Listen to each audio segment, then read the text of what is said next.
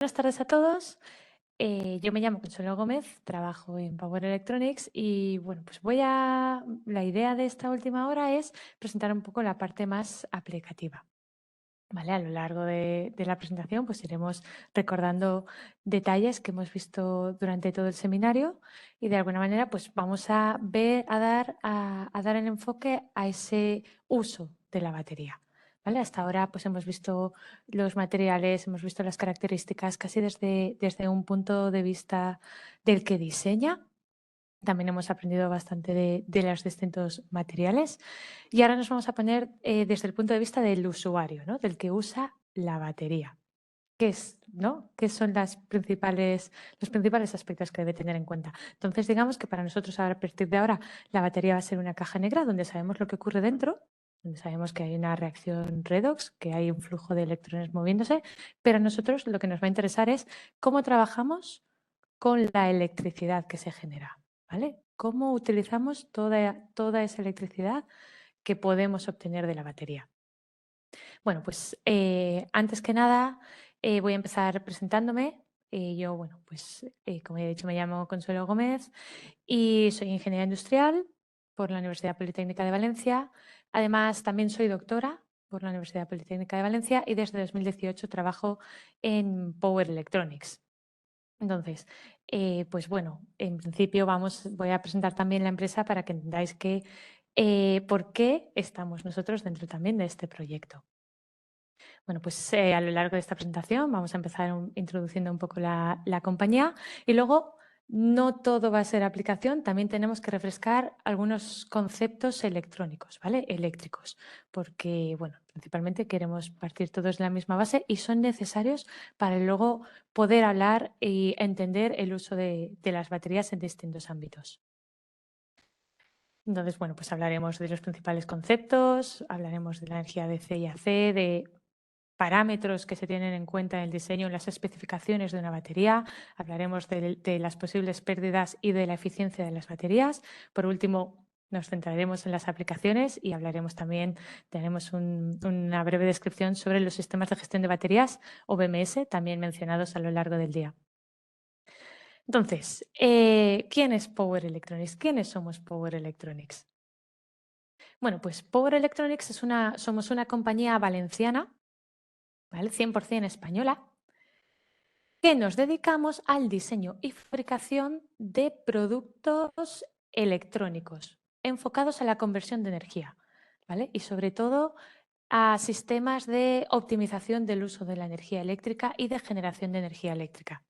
¿Vale? Entonces, pues bueno, algunos de breves características es que somos pues uno de los primeros fabricantes de inversores solares en gran parte del mundo, que además también somos uno de los líderes de almacenamiento energético de inversores para baterías en gran parte del mundo y otra de nuestras áreas de negocio, como ahora vamos a ver, pues son soluciones innovadoras para carga de vehículos eléctricos. En concreto, 4 áreas de negocio.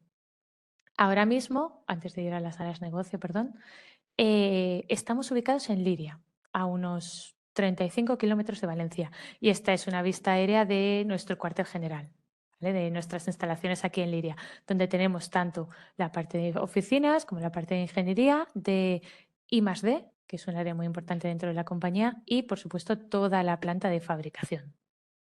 Son más de unos 100.000 metros cuadrados. Como podéis ver, como se puede observar, el techo ya está lleno de placas fotovoltaicas porque tenemos un sistema de autoconsumo para un poco dar ejemplo de aquello en lo que fabricamos y a lo que nos dedicamos. Y bueno, como hemos dicho, en principio tenemos Vale, perdón. Y uno de nuestros principales objetivos, ¿vale? Y lo que nos mueve a trabajar es liderar el cambio. Como hemos dicho, queremos dar ejemplo y nos dedicamos a la generación de energía. Entonces, ¿qué es lo que promovemos? Promovemos el uso de las energías renovables, entre otras cosas. ¿Por qué? Pues porque es una energía ilimitada y aparte 100% sostenible. Sabemos que las energías renovables no nos permiten abarcar el 100% de nuestra demanda energética, sino que necesitamos apoyarnos en otras tecnologías. Una de ellas, y que es el centro de este seminario, es el almacenamiento. Bueno, nosotros tenemos 4 áreas de negocio, ¿vale? Por un lado tenemos los cargadores para movilidad eléctrica, luego tenemos nuestros productos principales, que son los inversores solares y los inversores para almacenamiento energético, que es un producto clave dentro de los sistemas, dentro de las plantas fotovoltaicas y de los sistemas de almacenamiento estacionario, porque como veremos a continuación, son los equipos que permiten la conversión de energía, ¿vale? Convierten la energía en DC a energía en AC, en alterna, ¿vale? Lo mismo ocurre con el almacenamiento, que convertirá la energía en DC de las baterías en energía en alterna o regulará los parámetros para poder adaptarla a la aplicación que corresponda. Y por último, también diseñamos y fabricamos variadores de frecuencia, que son equipos que permiten optimizar el rendimiento de motores eléctricos, de grandes motores para industria, por ejemplo. Muy bien, bueno, pues para que nos hagamos una idea de nuestra posición a nivel internacional, nosotros a día de hoy tenemos una cuota de mercado en Estados Unidos de inversores solares del 50%. Es decir, 1 de cada 2 inversores solares que se instalan en Estados Unidos a día de hoy es nuestro. Es más, se fabrica en Valencia y se envía allí. ¿Vale? En cuanto, si nos referimos, por ejemplo, a la cuota de mercado del almacenamiento de nuestros inversores para baterías, es incluso mayor. Tenemos una cuota de mercado a día de hoy en Estados Unidos del 60%. ¿Vale? Evidentemente, nosotros nos movemos, tenemos proyectos en todo el mundo, como ahora veremos, pero nuestro principal mercado es el estadounidense. ¿Vale? Allí es donde tenemos la mayor cuota de mercado. Pero, como he comentado, nosotros tenemos proyectos a nivel internacional en todo el mundo, tanto en Norteamérica como en Latinoamérica, en Europa, por supuesto, en África y en Oceanía, principalmente en Oceanía y parte de Asia. Asia es un mercado un tanto especial porque allí pues, China tiene un rol predominante, pero en cualquier caso también tenemos proyectos allí. ¿Vale? Evidentemente, como tenemos tantos proyectos a nivel mundial y nosotros además proporcionamos un servicio de atención técnica, tenemos sedes en gran parte del mundo. Tenemos sedes en Estados Unidos, tenemos sedes en Inglaterra, en Francia, en Alemania, en parte de Europa, tenemos sedes en Australia, en Nueva Zelanda, en Japón. Luego, realmente nos consideramos una multinacional, ¿vale? Con 3.000 trabajadores a lo largo de alrededor del mundo. Vale, y como hemos comentado, nosotros no solo somos fabricantes, sino que estamos en todo el ciclo de vida de nuestros productos. ¿Vale? Nosotros hacemos el diseño de nuestros productos y luego un primer prototipado. Tenemos un departamento de I+D de más de 300 ingenieros que se dedican a pues, crear nuevos productos y a mejorarlos, ¿vale? A mejorar día a día todos nuestros modelos actuales. ¿Vale? I+D no solo se encarga de realizar un diseño, sino que también testea, valida y realiza un prototipo con toda una serie de pruebas. Hacemos ensayos mecánicos, ensayos de presión, ensayos eléctricos, de estanqueidad, todo lo realizamos en nuestras instalaciones. Tenemos laboratorios preparados para ello. Si a eso le sumas que luego realizamos toda la fabricación, tanto de componentes internos como de la estructura metálica, pues hacemos todo gran parte del trabajo de toda la fase de vida del producto. Y además, una vez el producto está terminado y lo mandamos al lugar que corresponda, realizamos la puesta en marcha. Nuestro servicio de atención técnica se encarga de dejar el equipo configurado y funcionando en cualquier parte del mundo, ¿vale? De ahí que tengamos toda esa serie de filiales por todo el mundo. ¿Qué pasa? Que el tener visibilidad de toda la fase de vida del producto nos da un conocimiento, nos ha aportado un know-how propio bueno, pues que nos permite mejorar los productos y estar a la vanguardia prácticamente en temas sobre todo de electrónica de potencia, ¿vale? En temas de conversión de energía. Ahí es donde más sabemos. Pero claro, no solo sabemos de nuestros productos, también entendemos y hemos aprendido a lo largo de los años de toda la aplicación que hay alrededor. Es decir, no solo sabemos de un inversor solar, también entendemos lo que ocurre en la planta fotovoltaica y entendemos lo que necesita la red eléctrica. No lo mismo nos ocurre con nuestros cargadores o con los inversores de baterías, los inversores de almacenamiento para almacenamiento estacionario. Al final nos da un conocimiento muy puntero en cuanto a electrónica de potencia de nuestro producto, pero también muy completo a nivel general de las distintas aplicaciones. ¿Vale? Y de ahí que nosotros pues, estemos participando en este seminario. También, además, nosotros tenemos un departamento de investigación y desarrollo muy importante. Sabemos que la investigación es fundamental para la mejora de la tecnología en el día a día. Entendemos que hay que apostar por las pruebas y por la investigación para ir más allá y para que las tecnologías venideras lleguen a ser una realidad. Bueno, pues una vez teniendo en cuenta, una vez visto quiénes somos Power Electronics, lo que nosotros vamos a hacer es lo que he comentado anteriormente. Vamos a hablar un poco de los principales usos de las baterías, en este caso electroquímicas. Como ya os ha comentado nuestra compañera Rocío esta mañana, hay distintos tipos de almacenamiento. Nosotros nos vamos a centrar aquí en el almacenamiento electroquímico, ¿vale? Y como ya he comentado, es necesario tener claros unos conceptos electrónicos y eléctricos básicos, ¿vale? A partir de ahí ya podemos ir creciendo.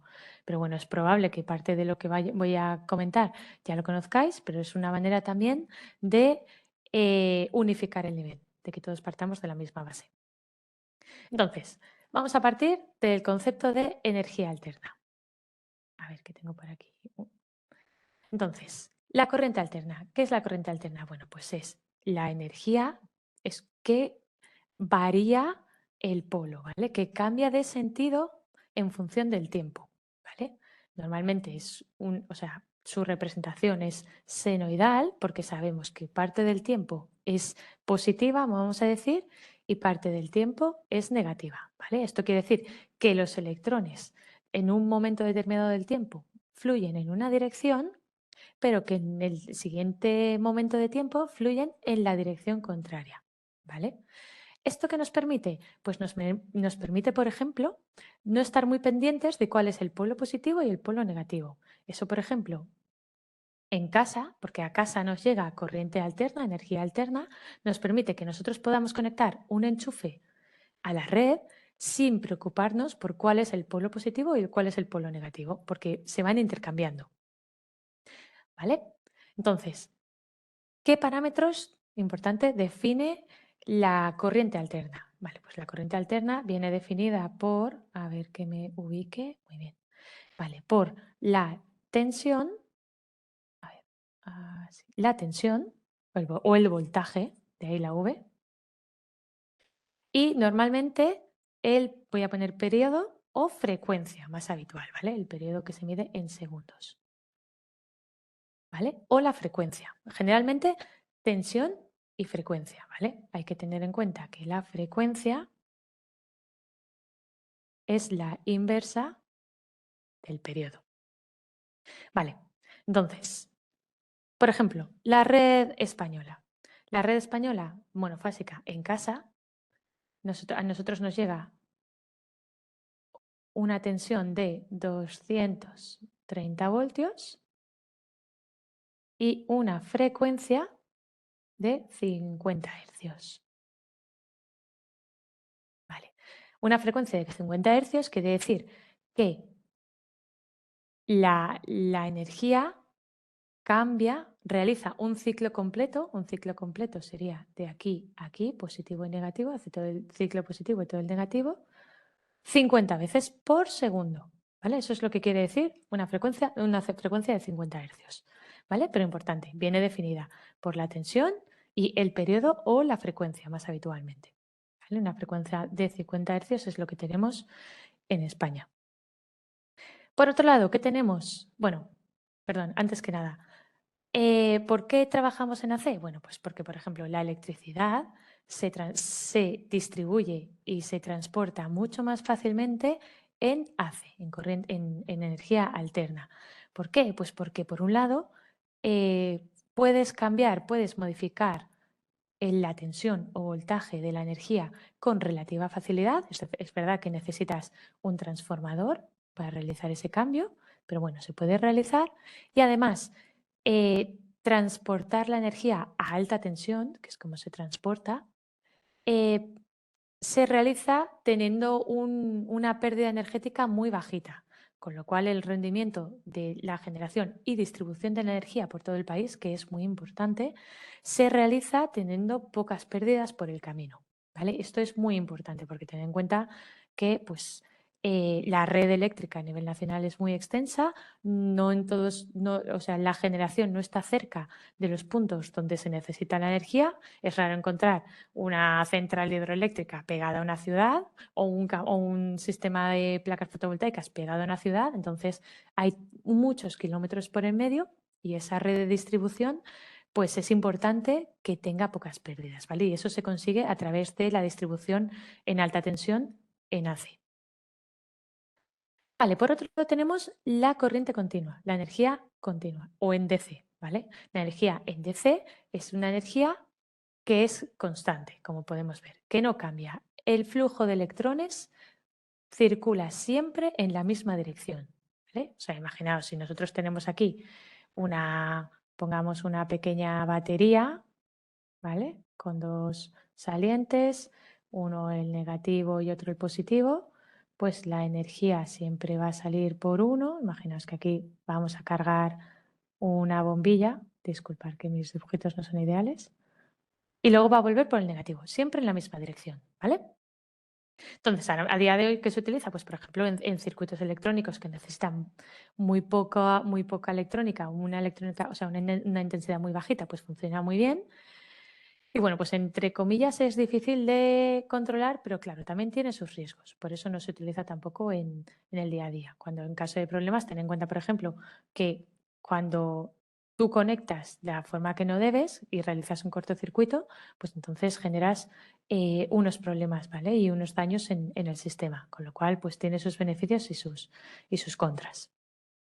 En cualquier caso, lo importante es que hay determinados componentes que funcionan en DC, pero otros muchos que funcionan, o aparatos electrónicos que funcionan en AC. Por ejemplo, muchos de nuestros electrodomésticos en casa funcionan en AC, ¿vale? Pero luego tenemos, por ejemplo, otros pequeños componentes electrónicos que funcionan en DC, ¿vale? Por ejemplo, pues la lavadora funciona en AC. Si nosotros tenemos placas fotovoltaicas o quisiéramos tener un sistema de autoconsumo y queremos enviar energía a la lavadora, pues si las placas generan en DC, necesitamos transformar la energía, ¿vale? Pues el equipo, el componente que transforma la energía es el inversor, ¿vale? Este es su símbolo para diagramas unifilares, pero bueno, el inversor es el encargado de convertir esa energía DC en energía AC. Vale, vamos a centrarnos un poco en la batería. Entonces, ¿qué parámetros tenemos que tener en cuenta para poder hablar con propiedad y para poder entender las características de una batería a nivel eléctrico y electrónico? ¿Vale? Antes que nada, hay que tener en cuenta, por aquí voy a pasar muy rápido porque ya lo hemos comentado, que la unidad básica de una batería es una celda. ¿Vale? Esto es ya una batería, o sea, un componente que te puede generar energía como tal. Es lo que conocemos a día de hoy como una pila, ¿vale? Estas pilas que tienen una energía determinada, ¿vale? Y un voltaje determinado, se pueden unir, se pueden conectar formando unos módulos más grandes, como ya hemos comentado, acumulando una energía mayor con un voltaje y una capacidad o una intensidad que también será mayor y que a su vez se pueden conectar para generar packs más grandes de energía o incluso contenedores, que es lo que vamos a ver que se instalan, por ejemplo, en sistemas de almacenamiento estacionario, ¿vale? Pero es importante tener en cuenta, como ya ha comentado Roberto esta mañana, que la unidad básica de la batería sería una celda. Una celda podría ser, bueno, para los más mayores, pues los que teníamos móviles que la batería se podía extraer, pues bueno, una batería de un móvil antiguo ya sería una propia celda. pero si no, el caso más claro es una pila. Y luego, pues bueno, un módulo ya sería un conjunto de celdas, ya la batería, por ejemplo, de un coche, bueno, un coche es de plomo, pero bueno, un conjunto de celdas. Y luego un contenedor sería un conjunto de módulos, ¿vale? Entonces, las baterías, en función de la aplicación, pues pueden tener distintos tamaños y distintas propiedades. Propiedades fundamentales, como ya hemos comentado. Por un lado, el voltaje, ¿vale? La tensión o voltaje, que se mide en voltios. Por otro lado, la corriente, la intensidad, ¿vale? Que somos capaces de extraer o de acumular en la batería, que se mide en amperios, ¿vale? En corriente continua, en concreto, o sea, podemos hablar de potencia. La potencia importante se mide en vatios o también más habitualmente en muchas de las aplicaciones que vamos a ver se mide en kilovatios. Recordad que un kilovatio son 1000 vatios. Y en continua se puede calcular directamente como la tensión por la corriente, ¿vale? Estos son vatios. Y luego la energía, que son los vatios por el tiempo. Y se mide, ojo, en vatios hora. Vatios por hora, no vatios partido hora ni nada por el estilo. Y si vatios hora es la unidad del sistema internacional, pero es más habitual hablar de kilovatios hora, que esto os debería sonar un poquito más. Bueno, como hemos dicho, las baterías son modulares. ¿Vale? ¿Y cómo las podemos montar? ¿Cómo las podemos conectar? Las podemos conectar o bien en serie o bien en paralelo. Cuando las montamos en serie, lo que ocurre es que estamos incrementando el voltaje o la tensión, ¿vale? Mientras que la intensidad se mantiene constante. Cuando la conexión es en paralelo, lo que hacemos es mantener la tensión, pero incrementamos la intensidad. ¿Vale? Entonces, por ejemplo, si tuviéramos dos celdas, imaginaos que cada celda tiene pues aproximadamente 3,6 voltios y unos 20 miliamperios hora o miliamperios, pero bueno, en este caso miliamperios, porque estamos hablando de intensidad, no de capacidad. Pues esto sería, en caso de conexión en serie, hablaríamos de una celda final de 7,2 voltios y una intensidad final de 20 miliamperios, pero si las conectáramos en paralelo, pues sería la inversa. Estaríamos hablando de una tensión de 3,6 voltios y una corriente de 40 miliamperios. ¿Vale? Muy bien. Es importante tener claros los conceptos de potencia y energía, que a veces pues, generan dudas o no están del todo claros. ¿Vale? Entonces, por ejemplo, ¿cómo podemos entender la potencia? Un símil muy habitual es comparar los conceptos eléctricos con los conceptos hidráulicos, ¿vale? Porque tienen bastantes similitudes. Entonces, por ejemplo, para entender la potencia, podemos imaginarnos una tubería que tiene un diámetro concreto y por el que pasa un caudal de agua. Si la batería está pasando un caudal de agua que cubre toda la batería, toda la tubería por completo, ese caudal que pasa por ahí es equivalente a la potencia. Es el caudal que pasa por la tubería en un momento dado, ¿vale? Un segundo, ¿vale? En cambio, si nosotros cogemos y ese caudal que pasa por la tubería en un segundo dado, en un momento dado, empezamos a acumularlo a lo largo del tiempo, hablamos de energía, ¿vale? Porque todo el agua que es capaz de pasar por la tubería la estamos utilizando o la estamos acumulando. Entonces hablamos de energía, porque es todo el caudal que pasa por una tubería, en este caso por un circuito eléctrico, por un tiempo determinado. Si hablamos de una hora, por ejemplo, pues esto sería, si en este cubo cupiera energía por una hora, pues hablaríamos de eh, vatios hora, ¿vale? O sea que es importante tener claro que la potencia habla de un momento determinado en el tiempo, una cantidad de energía que pasa por un circuito en un momento determinado, que es equivalente al caudal que pasaría por una tubería, por un punto de la tubería en un momento determinado. Y por otro lado, que la energía es esa cantidad de agua a lo largo del tiempo, toda la que podríamos almacenar, por ejemplo, ¿vale?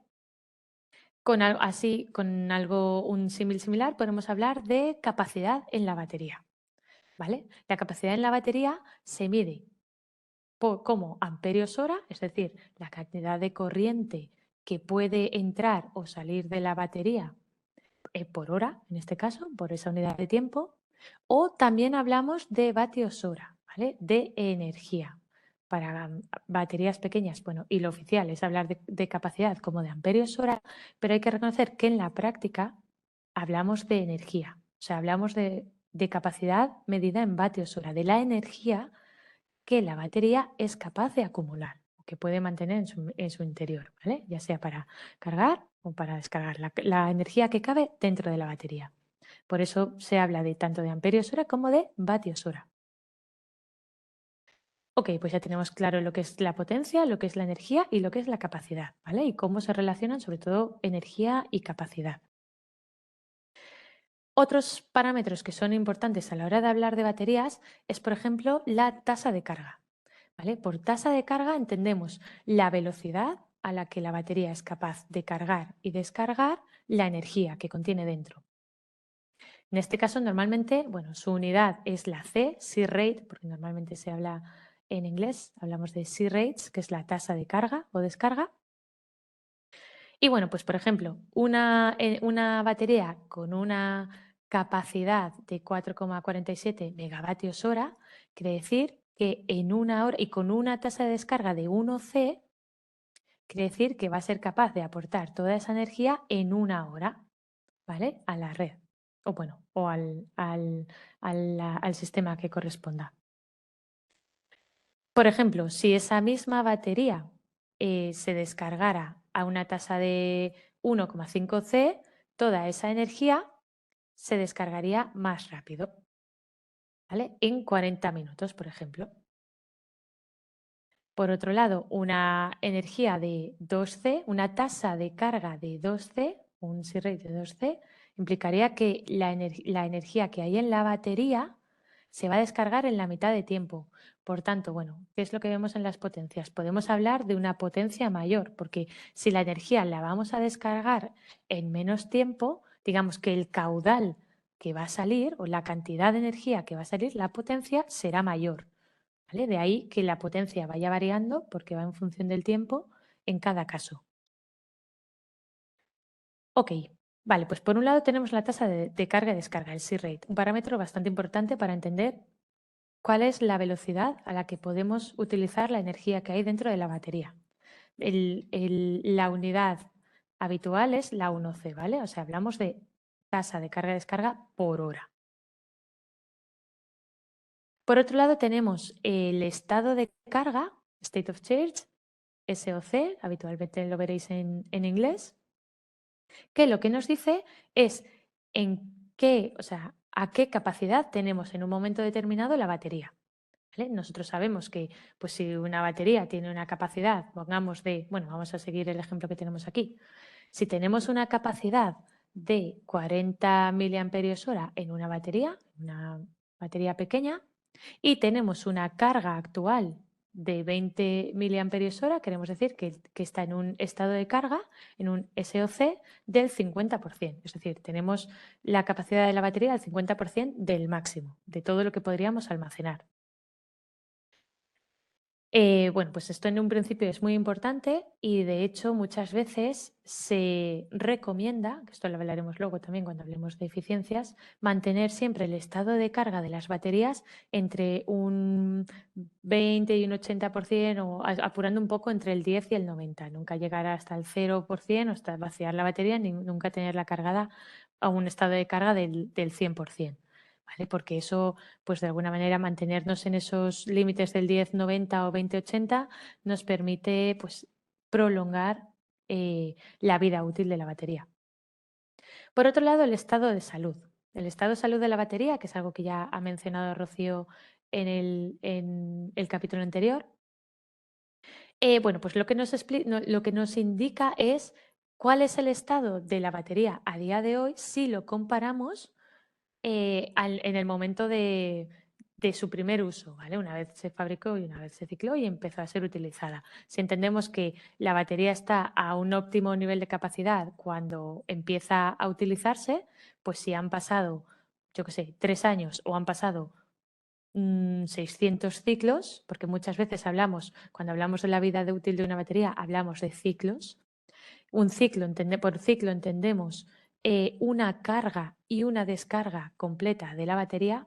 Me refiero a completa al uso que se le vaya a dar, ¿vale? En el momento en que descargamos una batería y la volvemos a cargar, hablamos de un ciclo completo de carga, ¿vale? Entonces, en la vida se suele medir en ciclos muchas veces para saber en qué estado de la batería está. El estado de salud nos habla también de porcentaje en comparación al momento en el que iniciamos su uso. Entonces, pues si seguimos el ejemplo, nosotros tenemos una batería cuya capacidad máxima inicialmente era de 40 miliamperios, pero a día de hoy solo es capaz de almacenar 15 miliamperios hora, perdón, 40 miliamperios hora, 15 miliamperios hora, queremos decir que el estado de vida, que está mal, el estado de vida SOH de nuestra batería es del 37,5%. Es decir, se ha reducido mucho su capacidad de almacenamiento. Esto veremos que en la eficiencia, que es algo pues relativamente habitual. El envejecimiento de las baterías hace que su capacidad pues se vaya viendo mermada. Ok, pues bueno, vamos a ver las pérdidas y principalmente la eficiencia. Vale, la eficiencia de las baterías.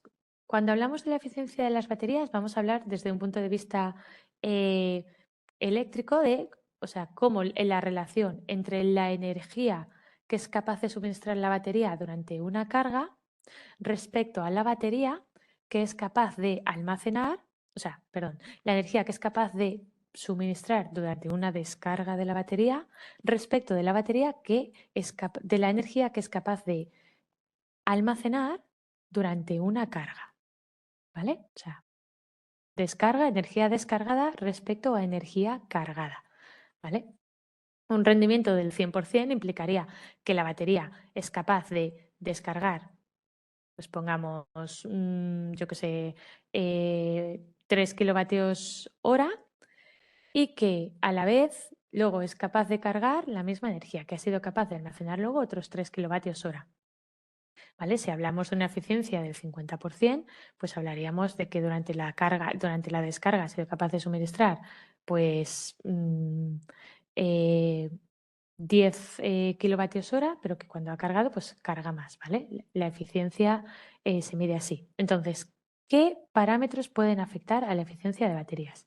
Bueno, pues por un lado, la corriente de carga y descarga, que está muy relacionado con la tasa de carga y descarga. Si nosotros cargamos la batería o la descargamos, si utilizamos esa energía a un nivel moderado, a 1C a poder ser, o a menores tasas de C, estamos colaborando pues eso, en el cuidado en el mantenimiento de dicha batería, en el prolongar su vida útil y en el optimizar su eficiencia, ¿vale? Si nosotros descargamos de manera muy brusca la batería, pues bueno, puede afectar de alguna manera a su rendimiento. Esto está también pues, directamente relacionado con el tipo de estructura que tenga en su interior, si hay más cantidad de electrolito y de espacio o menos. Por otro lado, el estado de carga, ya lo hemos comentado. Un estado de carga cercano a 0 o muy cercano a 100, de alguna manera perjudica el rendimiento de la batería. ¿Vale? O sea, es preferible no llegar ni a 0 ni a 100, mantenernos siempre en ese 10-90 o 20-80 a poder ser. Por otro lado, bueno, pues la resistencia interna, una baja resistencia interna, pues hace que el rendimiento de las baterías pues, sea más sencillo, más normal. Por supuesto, la temperatura de las baterías. Esto es algo que bueno, pues hemos oído, sobre todo en el mundo del vehículo eléctrico. Al final, las baterías pues trabajan mejor en un rango de temperaturas óptimo, pues digamos, entre 5 y 35 grados, o sea, tienen un amplio rango de trabajo, pero si nos vamos a temperaturas un poco fuera de lo habitual, fuera del óptimo, pues ya temperaturas por debajo o en negativos o incluso temperaturas de más de 40 grados, pues eso afecta directamente al rendimiento de la batería, ¿vale? Y reduce su eficiencia. Además de que a la larga puede reducir el estado de vida o el número de ciclos que se pueda utilizar esa batería. Y bueno, por supuesto, el envejecimiento de una batería. Es decir, no es lo mismo una batería que haya sido utilizada durante, vamos a hablar, 100 ciclos, que una batería que lleve 1500 ciclos, ¿vale? De carga. Al final, el envejecimiento hace que su capacidad y su eficiencia pues, se vaya viendo reducida. Eso es algo que nos afecta directamente en la aplicación. Cuando hablemos de autonomía o de incluso energía almacenada, pues bueno, el envejecimiento es algo que de alguna manera afecta al uso, incluso al diseño y dimensionamiento de instalaciones de almacenamiento. Vale, también es importante tener en cuenta que en función de la tecnología de la batería, pues tendrá unas características u otras. Eso también nos puede afectar en función de la aplicación que vayamos a utilizar. ¿Vale? O sea, la aplicación en la que vayamos a utilizar dicha batería. Entonces, ¿qué querríamos nosotros? Pues bueno, nosotros idealmente querríamos una batería que tuviera una densidad energética pues muy alta, que tuviera también una densidad de potencia lo más alta posible, que fuera muy segura, que durara eternamente, que fuera barata y que en general pues tuviera un buen rendimiento. Esto sería la ideal. Pero por lo que hemos visto a lo largo del día, dependiendo de los materiales y de la tecnología en el que tenga la batería, pues va a tener unas funcionalidades mejores o peores, ¿vale? Estamos hablando en todo momento de, pues como hemos visto, tecnologías de litio, ¿vale? Lo mismo, ya hemos hablado de lo que ocurriría con el sodio. En cualquier caso, pues las más habituales, por ejemplo, una batería LFP, pues tiene una alta densidad de potencia, pero tiene una baja densidad de energía. Es relativamente segura y, bueno, pues relativamente barata en comparación, bueno, pues con otras, ¿no? Una tecnología NMC o NCA, pues bueno, tienen en lugar de tener una alta densidad de potencia, pues tiene una alta densidad de energía, ¿vale? Relativamente son menos seguras que el LFP. Y pues esta, por ejemplo, el NMC es ligeramente más cara. Todo esto, pues son cosas a tener en cuenta en función de la aplicación en la que vayamos a utilizar la batería. Muy bien, ¿y en qué aplicaciones o qué usos se les da a las baterías a día de hoy, teniendo en cuenta todo lo anterior? Bueno, pues teniendo en cuenta un poco sus parámetros principales, los usos más extendidos a día de hoy de las baterías, pues son la mayoría conocidos. Por un lado, el suministro de energía a aparatos electrónicos que tenemos por casa, como ya hemos visto anteriormente, ya sea el móvil, el mando de la tele, el ordenador portátil, todos estos funcionan con energía en DC, ¿vale? Y tienen batería en su interior. Otra aplicación bastante que, por ejemplo, para nosotros es bastante habitual es el almacenamiento de energía estacionario, ¿vale? Que lo podemos ver como grandes sistemas de almacenamiento de energía estacionario o, como veremos ahora a continuación, como sistemas de autoconsumo que nos permitan optimizar el uso de la energía tanto a gran escala como a pequeña escala. Y, por supuesto, en el mundo de la movilidad eléctrica. Nosotros habitualmente cuando alguien habla de movilidad eléctrica, lo primero que se le viene a la cabeza es el vehículo eléctrico.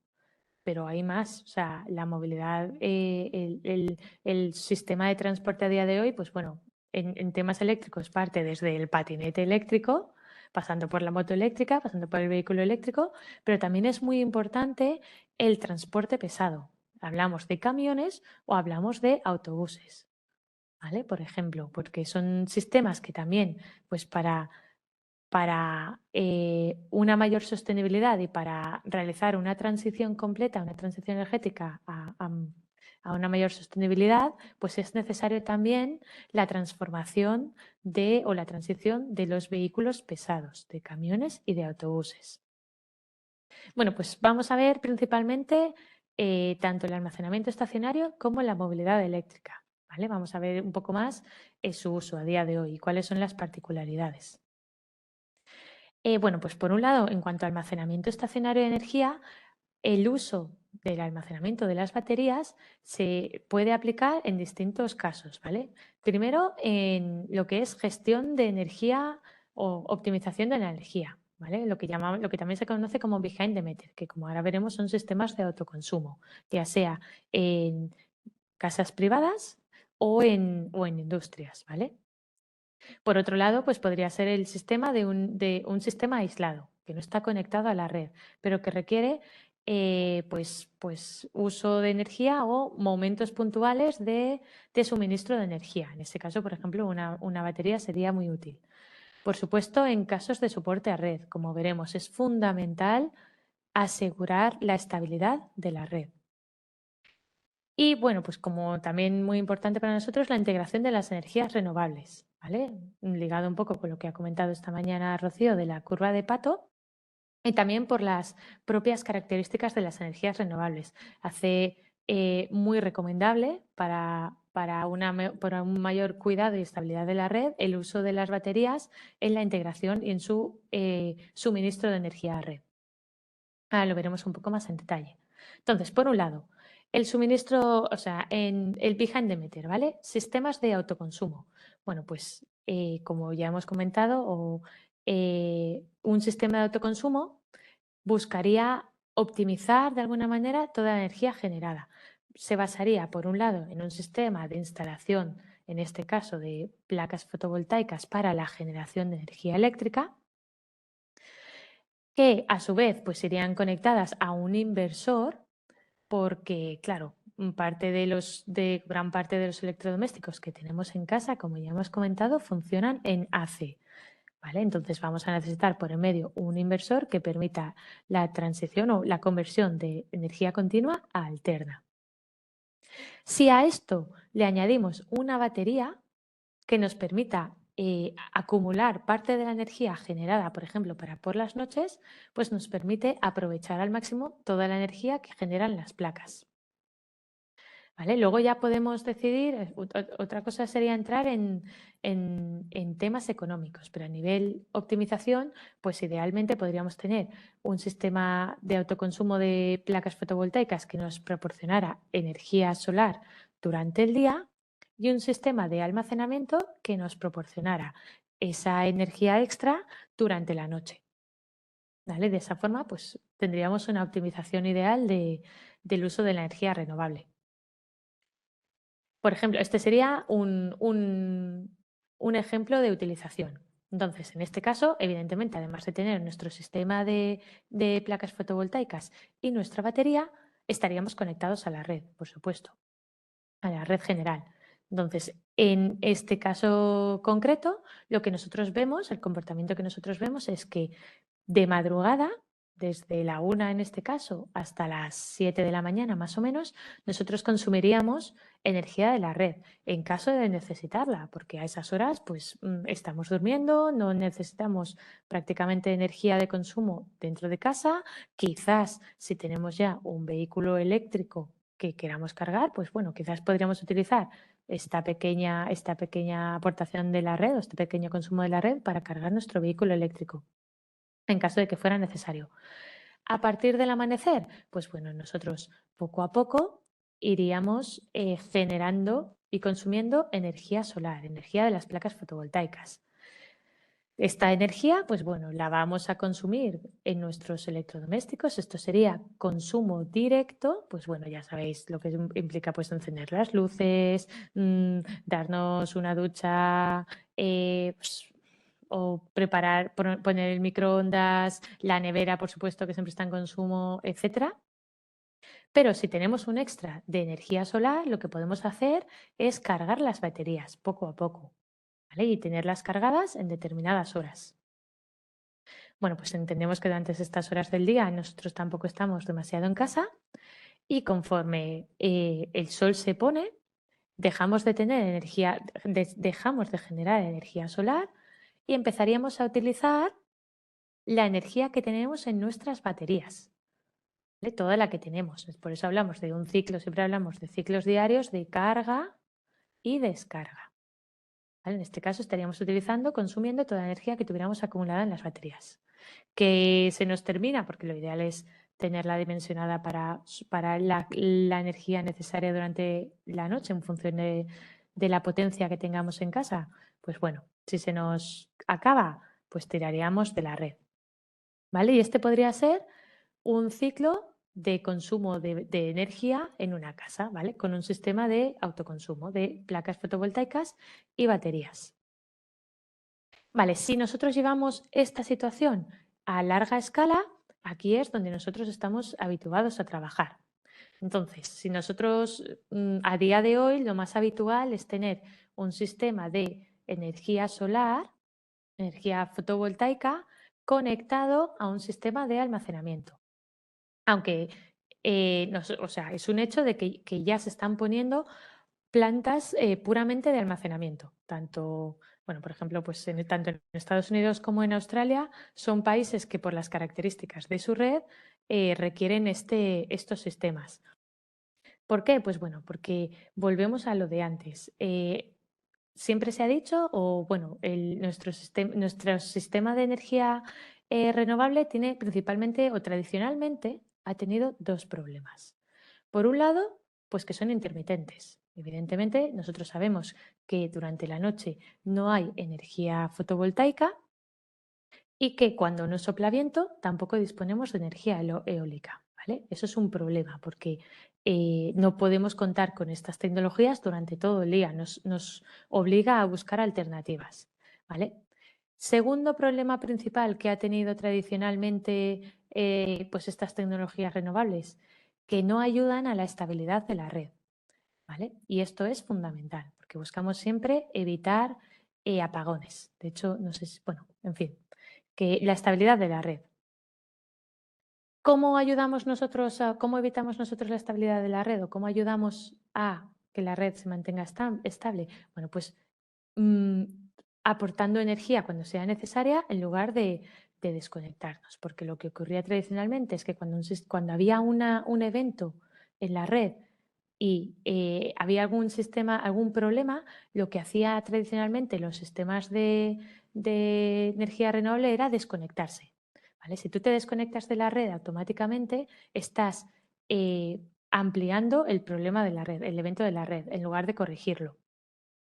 Las tecnologías tradicionales de energía eléctrica, como son, por ejemplo, las centrales nucleares o las grandes hidroeléctricas, funcionan con grandes motores eléctricos que tienen cierta inercia, cierta inercia. Entonces, cuando hay un evento de red, la propia inercia del sistema hace que ese evento se corrija y no vaya más. Entonces, esa comparación de lo que se hace tradicionalmente con los grandes generadores eléctricos a lo que ocurre con las tecnologías fotovoltaicas, pues ha generado siempre un problema, un debate sobre el uso de estas tecnologías que no ayudan a la estabilidad. No obstante, el uso de almacenamiento energético, además de aprovechar esa energía que no se puede aportar a la red, ayuda a la estabilidad, hace que podamos aportar energía en lugar de desconectarnos cuando sea necesario, de manera que evitemos que esos eventos eh, de inestabilidad vayan a más. Bueno, entonces, de una manera general, ¿qué tenemos aquí? Pues los componentes habituales en una planta fotovoltaica o en una planta, en este caso, híbrida. Por un lado, tenemos aquí los paneles fotovoltaicos que, como ya hemos comentado así de pasada, generan energía en DC. ¿Vale? Estos son paneles de silicio que, bueno, pues cuando reciben la radiación solar a través del efecto fotoeléctrico, pues bueno, generan electricidad. La electricidad fluye por aquí y entonces el inversor ya hemos dicho que va a hacer la conversión y en este lado vamos a tener energía en AC. Generalmente hablamos de energía en baja tensión. Habitualmente baja tensión es hasta 690 voltios, pero bueno. Luego vendrá el transformador que convertirá esa energía en baja tensión a energía en alta tensión y aquí se mandará a la red. ¿Qué pasa? Que nosotros generamos más energía, generalmente más energía fotovoltaica de la que podemos enviar a la red. ¿Por qué? Pues porque es una manera de optimizar nuestro sistema fotovoltaico. ¿Vale? Ahora veremos un ejemplo. Pero si nosotros lo que hacemos es colocar un sistema de almacenamiento al lado, podemos hacer el trabajo inverso. Es decir, toda la energía que no podemos subir a la red, la podemos volver a transformar en baja tensión y la podemos volver a transformar en energía continua para almacenarla en la red. O sea, en este caso, el flujo de energía que va en esta dirección, esto es AC, lo mismo. Y esto es DC, continua. ¿Vale? Una diferencia, por ejemplo, entre las dos ramas es que en esta primera rama la energía basta con que vaya en una dirección, o sea, solo queremos energía desde los paneles fotovoltaicos hacia la red. En cambio, en esta rama nos interesa que la energía sea bidireccional, porque nosotros queremos tanto cargar las baterías como descargarlas. Entonces es una característica importante de los sistemas de almacenamiento. Tienen que ser sistemas bidireccionales. En fin, lo que hemos comentado, nosotros queremos darle estabilidad a la red, porque si no mantenemos esa estabilidad se producen apagones, entonces vienen los problemas. ¿Qué da estabilidad a la red? Por ejemplo, pues bueno, entre otras cosas, una buena interconexión. Sistemas que tienen una buena interconexión, como podría ser el español, porque estamos interconectados a través de Francia al resto de Europa, permite que tengamos una red más estable. ¿Qué ocurre, por ejemplo, en sistemas como que son islas, como puede ser Australia, como puede ser Reino Unido, que de alguna manera la red es más débil y son más propensas a sufrir ciertos apagones si no tenemos buenas energías, buenas tecnologías de respaldo? De ahí que tengan a día de hoy más predisposición a instalar almacenamiento energético que en España. Algo similar ocurre en Estados Unidos, porque en Estados Unidos, aunque no es directamente una isla, tiene una extensión de territorio muy amplia, lo que hace que las redes de distribución sean excesivamente largas, ¿vale? Y aunque podamos mandar esa red sin grandes pérdidas, a mayor longitud de la red, pues eso hace que el sistema se debilite.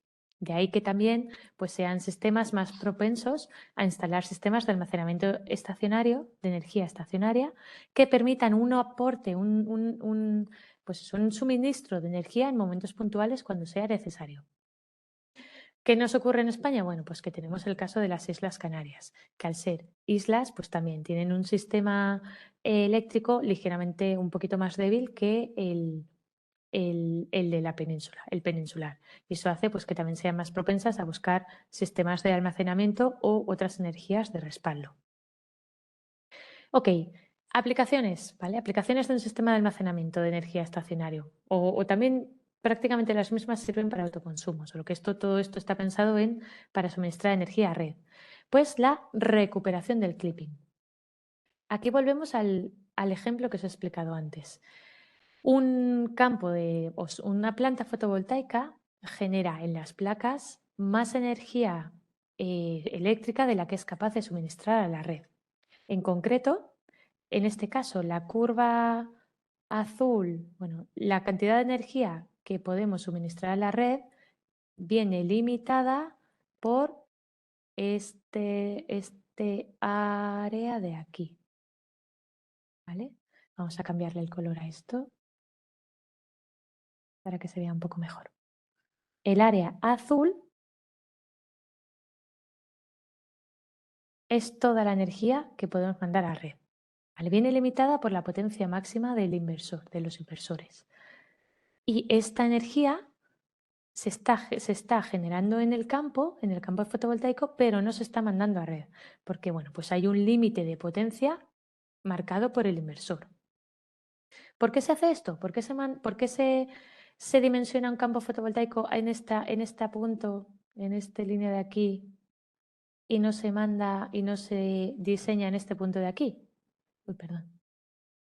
Porque nosotros al final queremos que nuestro sistema esté trabajando a plena potencia el máximo tiempo posible.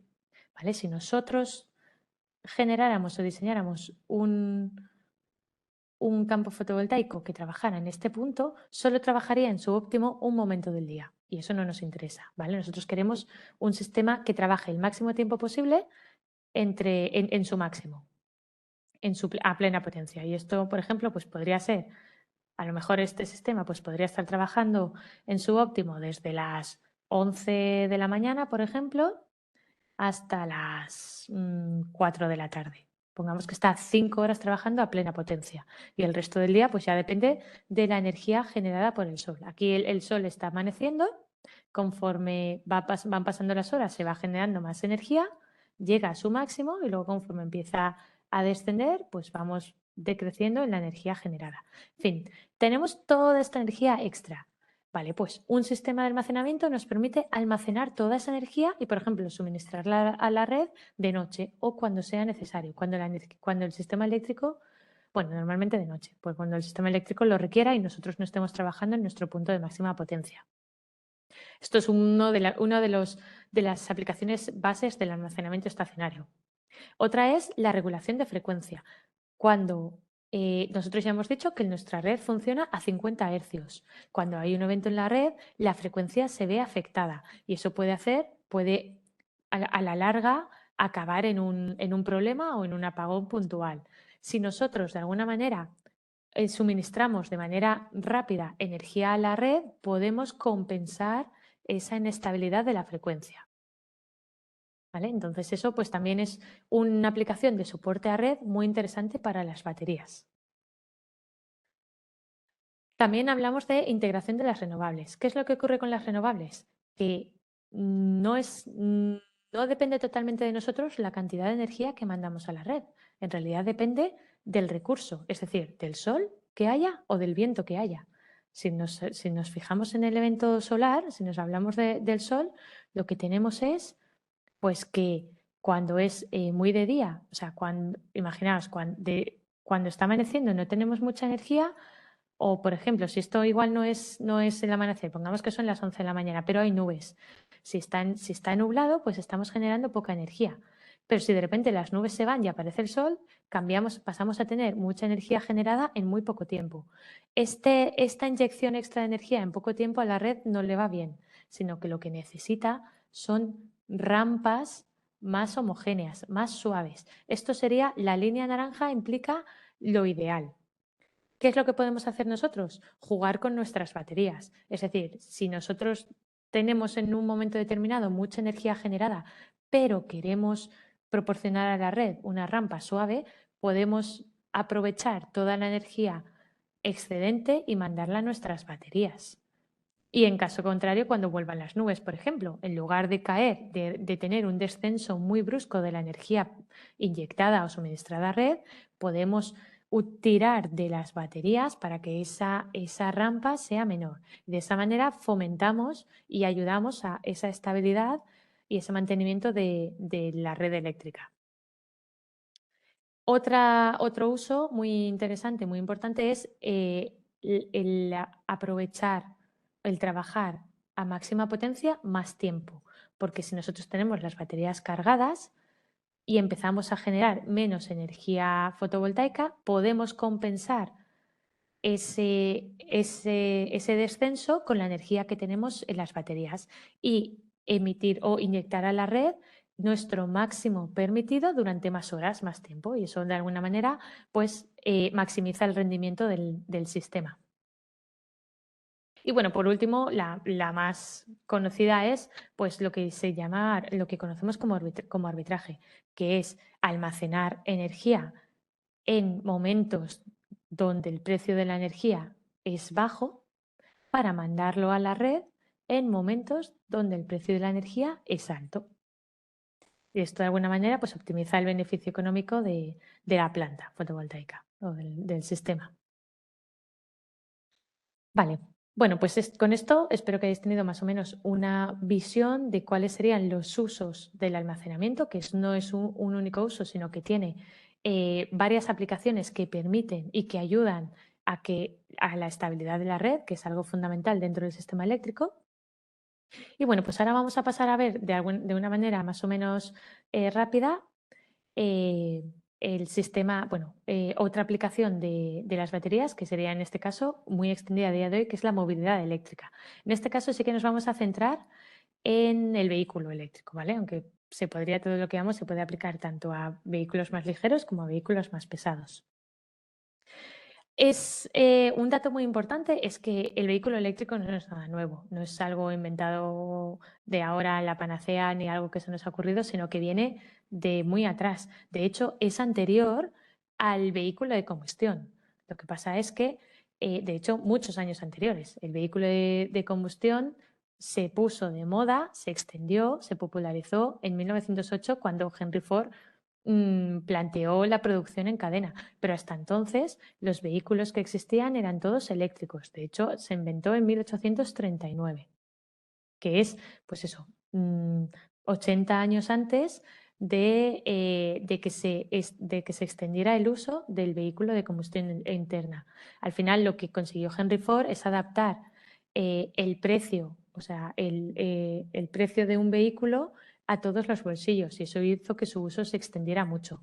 Pero volvemos, o sea, pero lo que quiero plasmar es que el vehículo eléctrico una idea muy antigua, que ya viene de lejos. El problema es que el uso de los vehículos de combustión interna durante todo el siglo XX, bueno, pues nos ha llevado a, entre otras cosas, eso, sumado a la industria y a todo nuestro desarrollo, a estos consumos y a estas emisiones de CO2 que a día de hoy ya no son interesantes y que hacen que nos estemos cargando el medio ambiente, y que de repente un vehículo eléctrico que sabemos que no tiene emisiones vuelva a estar a la orden del día. Esta idea se ha vuelto a poner sobre la mesa porque entendemos que es interesante, pero ya en su momento, pero es una idea muy antigua, es una idea que viene de lejos.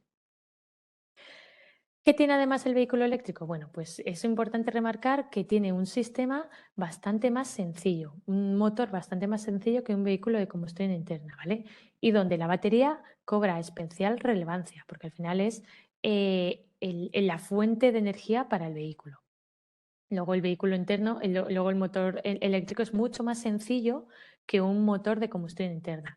¿Eso qué hace? Bueno, eh, o sea, para tener un ejemplo claro, en este caso lo que vemos es en la batería de un Tesla. Como podemos ver, como hemos hablado antes, la batería está formada por pequeñas celdas que se conectan en módulos que a su vez se conectan para formar todo un pack. Pero bueno, de esto ya hemos visto varios ejemplos, pero es la forma de trabajar, de conectar y de crear baterías de mayor capacidad. Y bueno, pues en un principio, ¿qué tenemos aquí? Bueno, pues esto es un ejemplo de coche donde lo que también tenemos que tener en cuenta es que de toda esta batería, de todos estos módulos, la cantidad de litio equivalente que hay son 7 kilos, ¿vale? Es lo equivalente, pues, por ejemplo, a una bola de bolos, pero vamos, que es muy poco litio en comparación con la cantidad de batería que hay dentro de un coche. Vale, entonces, volviendo a la estructura del vehículo eléctrico, el hecho de tener un motor más sencillo y de estar todo directamente conectado hace que, por ejemplo, hablemos de eficiencias mucho mayores. Hablamos de que nos movemos en una eficiencia del vehículo eléctrico de entre un 70 y un 97%. O sea, prácticamente toda la energía que hay en las baterías la utilizamos en el desplazamiento del vehículo eléctrico.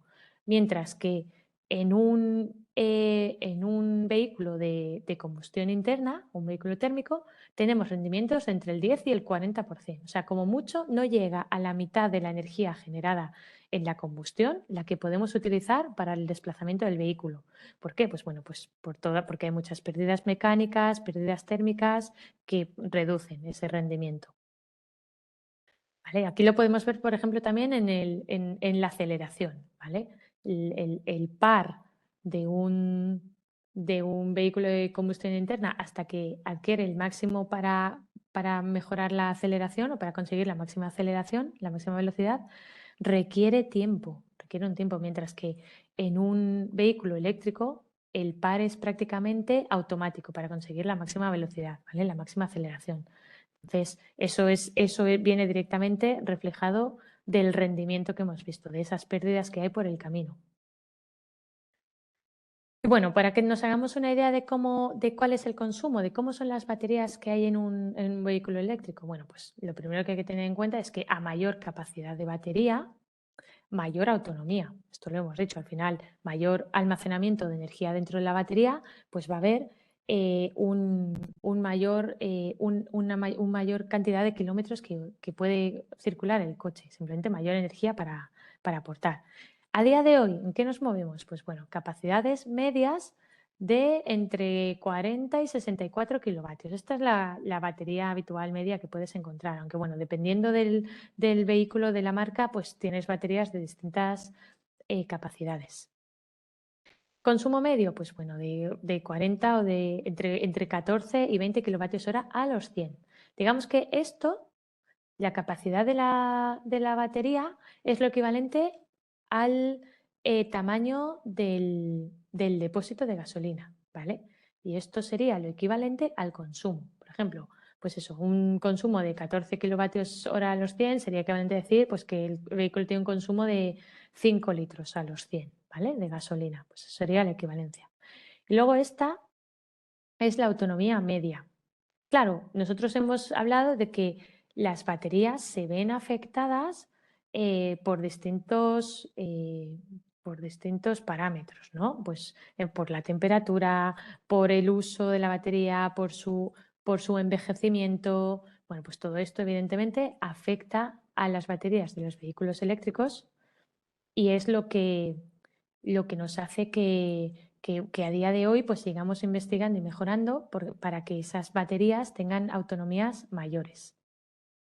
Bueno, la infraestructura de carga, muy rápido. En un principio tenemos, por un lado, las cargas lentas, que son la que alguien haría en su casa, tendría el vehículo conectado toda la noche.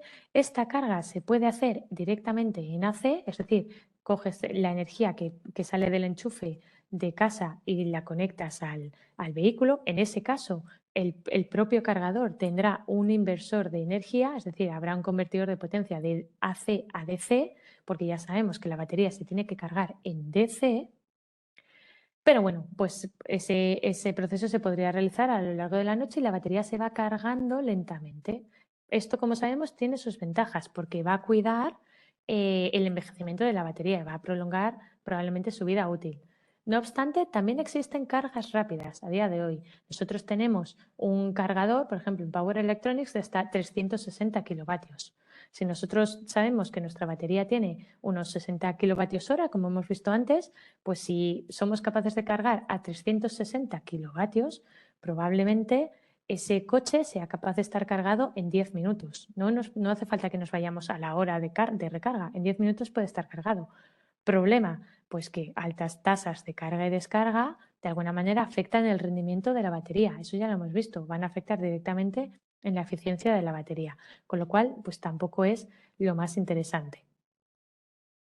Bueno, y por último, ¿qué sabemos? Sabemos que nosotros, o sea, las baterías no son transparentes, no sabemos en qué momento, en qué estado de carga está nuestra batería, necesitamos algo que nos lo diga. Bueno, pues para eso todas las baterías, a día de hoy las principales aplicaciones, las baterías van conectados a un BMS, que es un Battery Management System, que al final es el dispositivo que controla y regula las propiedades de la batería. Es decir, primero te limita la capacidad de carga y descarga, asegurando que no te muevas de ese 20-80 o de ese 10-90 en el que tengas limitada tu batería. Pues eso, para un mejor mantenimiento y una mayor eficiencia. Limita la potencia de carga. Claro, es muy bonito poder cargar a 360, pero igual a tu coche no le interesa.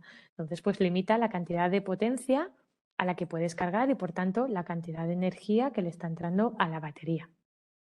También realiza un control térmico. Ya hemos comentado que las baterías se ven afectadas por la temperatura.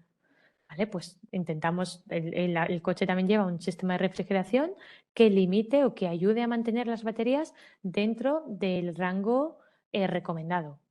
Y además, pues bueno, luego te realiza determinados cálculos de la batería para que tú sepas el rendimiento que lleva y todo el histórico que te permita conocer pues cómo se está comportando la batería de tu vehículo eléctrico o de tu sistema de almacenamiento, porque los BMS también se aplican en sistemas de almacenamiento estacionario, también en un sistema de autoconsumo. Bueno, ya hemos comentado las funciones de los VMS, con lo cual, pues bueno, ya no voy a pasar por aquí.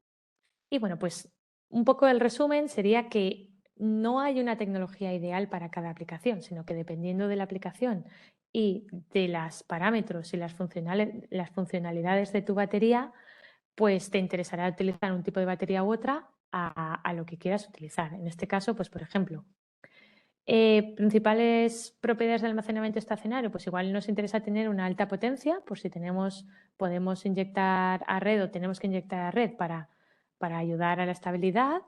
Y bueno, por supuesto, querríamos que son seguras, pero como nos interesa, no es tan importante la energía almacenada, pues por ejemplo podríamos utilizar un sistema LFP, ¿no? Una tecnología LFP de baterías. En cambio, en una movilidad eléctrica, pues sí que buscamos una alta autonomía, una alta densidad energética.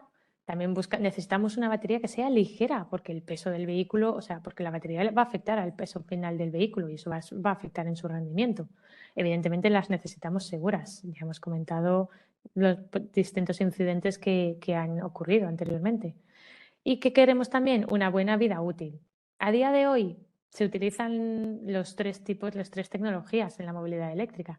No obstante, pues bueno, las que tienen una mayor densidad energética a día de hoy utilizadas en los vehículos, pues suelen ser NMC y NCA.